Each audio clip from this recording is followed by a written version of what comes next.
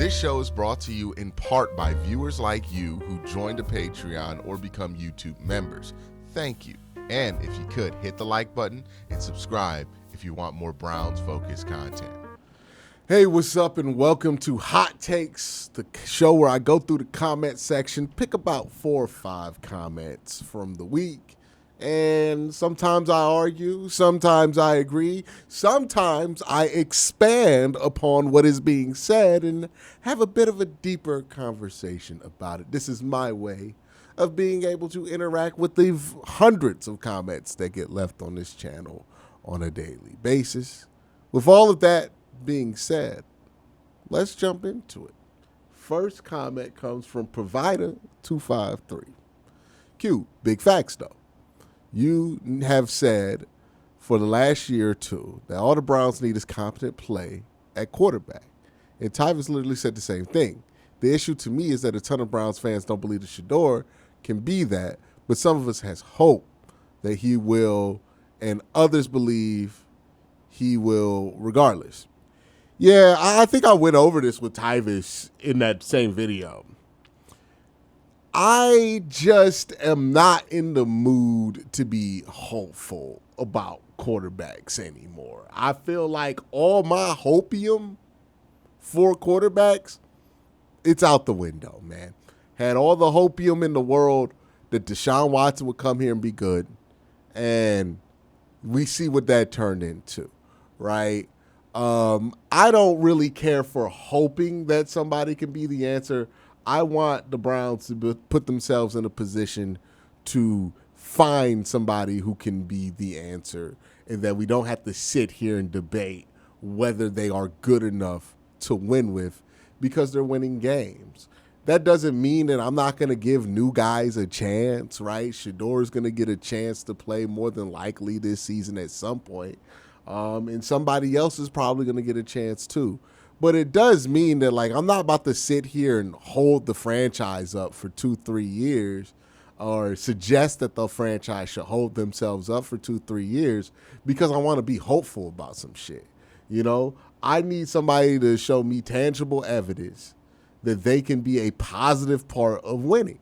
And what I saw from Shedeur was like not really in that direction. Even some of the games he won at the end of the season, you can make the argument they won those games in spite of his performances rather than because of his performances. I'm not looking for John Elway to quarterback the Browns. I'm not looking for, I'm even like willing to consider that we might need a bridge before we can get to a franchise quarterback, right? I understand the difficulty and the challenges that are ahead of this team. And because I know that hope ain't going to solve the problem. We've been sitting here hoping that quarterbacks get better for 25 fucking years. Sorry for cursing, but it's been 25 years and we've had nothing but hope for a bunch of quarterbacks. We hope Colt McCoy gets better. We hope Charlie Fry improves. We hope Derek Anderson can carry over from one year to the next. But I want to get to a point to where we're not hoping that a quarterback can do the bare minimum.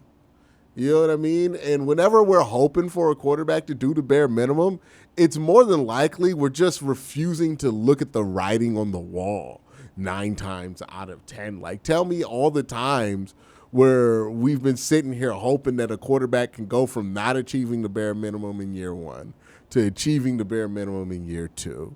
And usually where we end up is hoping that somebody else can do it because that player doesn't reach that goal. Maybe if we're talking about a top 5 pick, I could sit here and be hopeful because there's reasons that player went in the top 5. But if we're talking about late round draft picks, being hopeful about that, I need to see more tangible evidence before I can get excited. So, yeah, I do agree with you. We all want competent quarterback play because we see that the floor to win is very, very low for this team because the defense can get you there. But I'm not going to stop searching for that competent quarterback play because I want to be hopeful about Shedeur. I think that's the difference between where I'm at and where some Browns fans are at. Some Browns fans want to stop entertaining conversations about looking for a quarterback solution at any level because they want to be hopeful about Shedeur Sanders. I hope that Shedeur does well, but I'm not going to let that hope, make me advocate for the Browns not searching in every nook and cranny they can for a competent quarterback solution, because right now we have no evidence we have any competent quarterbacks on the roster. And that's just where we are. And I think that in order to solve this quarterback problem, the Browns are going to need a less emotional approach to this, and they're just going to have to be more straightforward with what they see and what they don't see. Look at what the Seahawks did, right? They weren't sitting there hoping that Geno Smith would get better.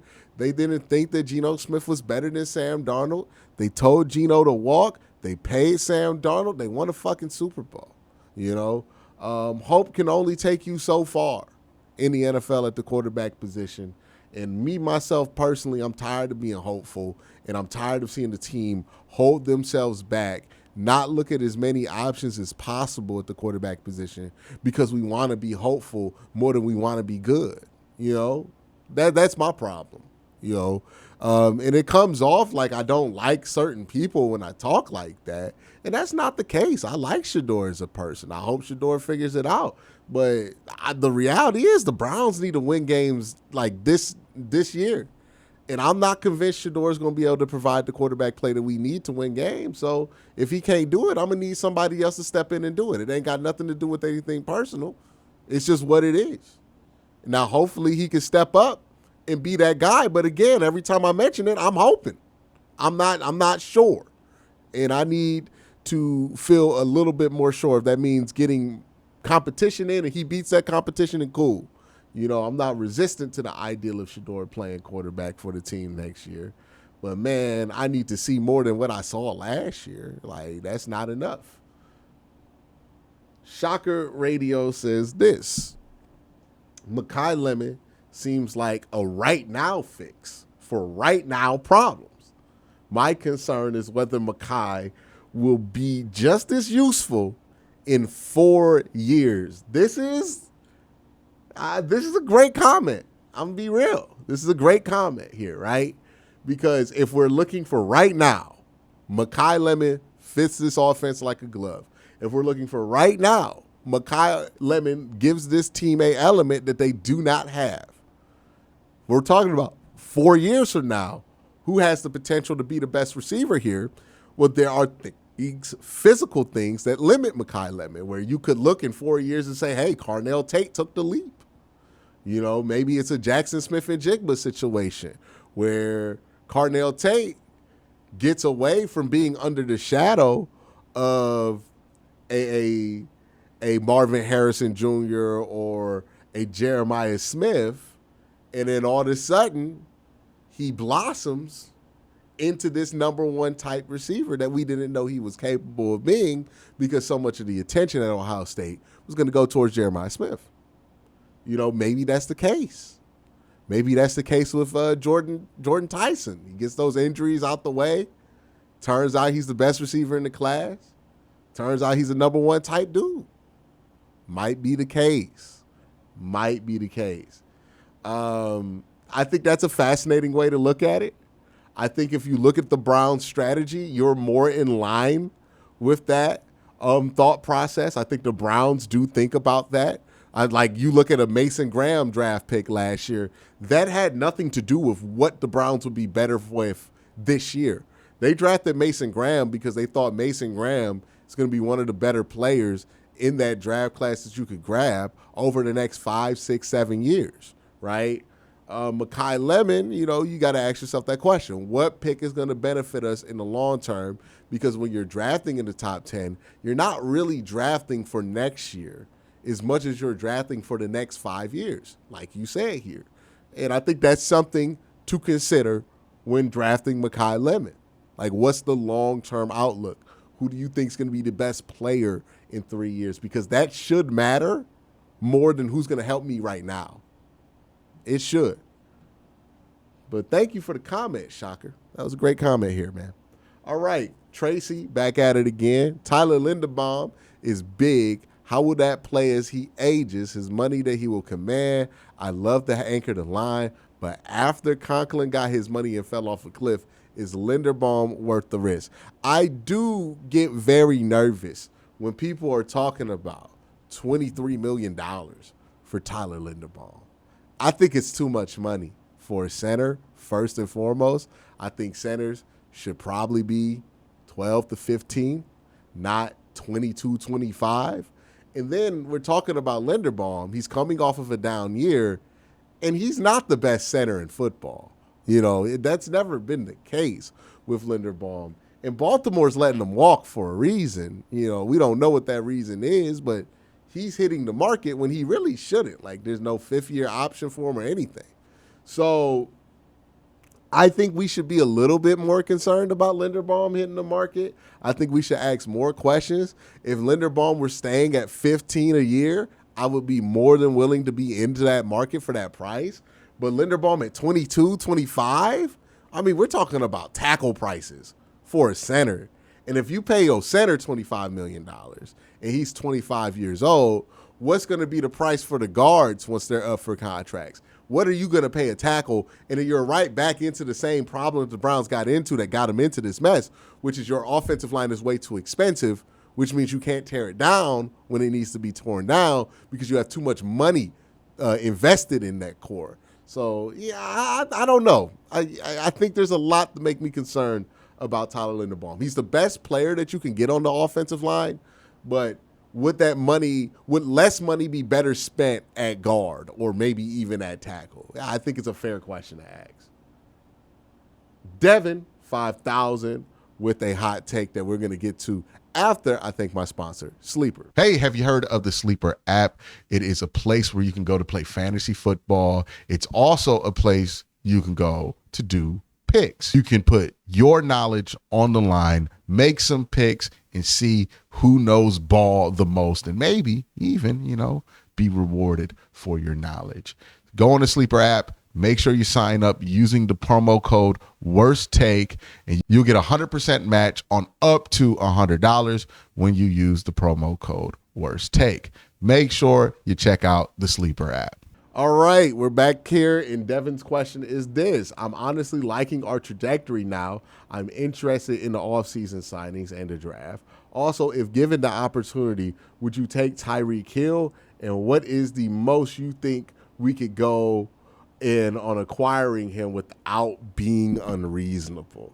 Yeah, here's the issue, and I think I talked about this in a video earlier this week. Would the Browns be interested in Tyreek Hill? Sure. Right? I think the Browns are interested in any player at a position in need that can help them. Tyreek Hill plays a position in need, and he could help the Cleveland Browns. The real question is, would Tyreek Hill be interested in Cleveland? It's a bigger question mark there. I think money can close the gap for Tyreek for Cleveland. Like, I don't think he's above getting money whipped, but there lies the mismatch, right? I think Tyreek makes sense for Cleveland at $25 million. I don't think Cleveland makes sense to Tyreek Hill under 35.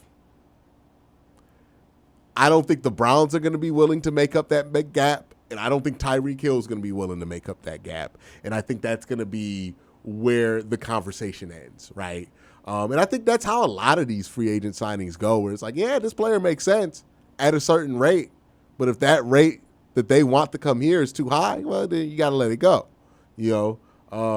I don't think there's a match there as far as what the money would need to be for Tyreek Hill to come here and what the money Tyreek Hill would have to be able to take for that to make sense in Cleveland are going to match up here. Who knows? They could surprise and want a money whip and go 30, 35 million for Tyreek Hill. And I think if you're willing to offer him that kind of money, he's going to listen. Tyreek like money.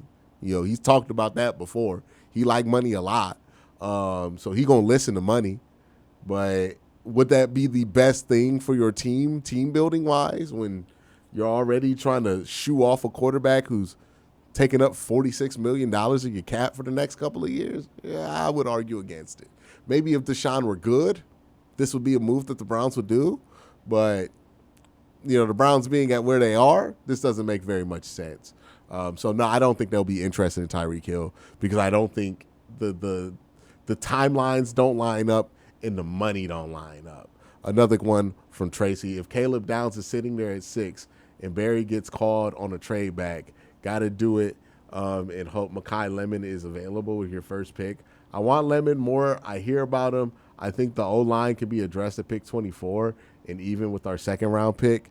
I think there's a sweet spot for a trade back. I think if you're the Browns, you're willing to entertain anything from 7 to maybe 12 or 13 because you feel like in that range, you'll be able to get a Freeling, you'll be able to get a Maonoa, you'll be able to get Ione Vega, you'll be able to get Mekhi Lemon, Carnell Tate, and Jordan Tyson. Like, I think all of those players make a ton of sense for the Cleveland Browns.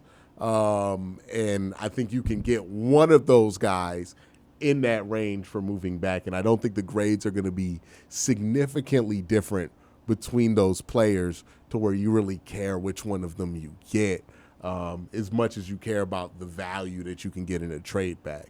So I do think that that's something they can consider. And like you said, Caleb Downs is one of those players who could trigger a trade back. I think Ruben Bain is one of those players who could trigger a trade back as well. We got to look at the players who would be big value for people who want to jump in that the Browns wouldn't be interested in. And I think Downs, because he probably is going to be redundant with what Grant Delpit could do, might not be on the Browns' radar, and the Browns are more looking for a free safety than somebody who could be in the box. Again, they got Grant for that. They got a lot of different uses for that. They got Schlesinger. They're probably going to pay Devin Bush. It just doesn't make sense to invest a 6th pick in a dude like Caleb Downs for Cleveland, especially when they already got Grant Delpit, who's not Caleb Downs. Caleb Downs is going to be a better player than Grant. But, I mean, Grant's not terrible. Like, Grant's a good player, you know. So, and he's cheap. So, and he's under contract for like 2 more years. So, yeah, I think that Caleb is one of those players that could trigger a trade back, and Ruben Bain is one of those guys who could trigger a trade back. I'm be interested to see who else could trigger a trade back for the Browns, but that's who I'm thinking of right now. But that's it for the hot takes. I want to thank you guys for asking these hot takes and having these comments in my comment section, keeping my comment section live. Y'all have a great day. Have an even better night. Peace.